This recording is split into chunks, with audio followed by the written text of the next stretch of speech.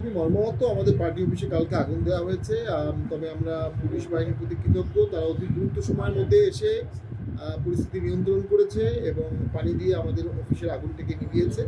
আমরা নেতাকর্মীকে বলবো, আপনারা শান্ত থাকেন, আইনের প্রতি শ্রদ্ধাশীল থাকেন এবং আমরা মনে করি যে অনেক মহল বলছে জাতীয় পার্টিকে ব্যান করার জন্য। আমরা মনে করি আমরা কোনোভাবেই সন্ত্রাসবিরোধী কোনো কাজ কখনো করিনি। ওই আইনে বা বিশেষ ক্ষমতা আইনে আমাদেরকে ব্যান করা বা আমাদের কার্যক্রম নিষিদ্ধ করার কোনো আইনগত দাবি উঠতে পারে না। পাশাপাশি আরপিওর মধ্যে যে ধারাগুলো আছে, যে কাজগুলো করলে আরপিও একটি নিবন্ধিত দলের নিবন্ধন বাতিল করতে পারে, তার কোনোটার মধ্যে জাতীয় পার্টির কোনো অভিযোগ নেই। এ ধরনের অরাজনৈতিক দাবি যারা তুলছে, আমরা মনে করি তারা অযৌক্তিক দাবি তুলছে। আমরা এতে মোটেও ভীত না, সন্ত্রস্ত না। আমরা সরকারের প্রতি আশাবাদী, সরকার এই ধরনের ভ্রান্ত দাবির মুখে কোনো ভ্রান্ত পদক্ষেপ নেবে না। আর আমরা জাতীয় পার্টির নেতাকর্মীরা সারা বাংলাদেশে সদা প্রস্তুত থাকবেন।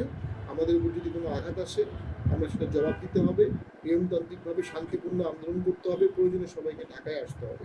আমরা মনে করি জাতীয় পার্টিকে ব্যানের একটি চক্রান্ত হচ্ছে, তবে সেই চক্রান্তটি নস্যাৎ হয়ে যাবে বলে আমার মনে হয়। আমরা সকলে জিএম কাদের নেতৃত্বে একতাবদ্ধ আছি। দেশের স্বার্থে, গণতন্ত্রের স্বার্থে, জনগণের স্বার্থে আমরা কাজ করছি। এই দেশটা আমাদের সবার, সবাই মিলে দেশটা গড়তে হবে, সবাই মিলে দেশকে বাঁচাতে হবে।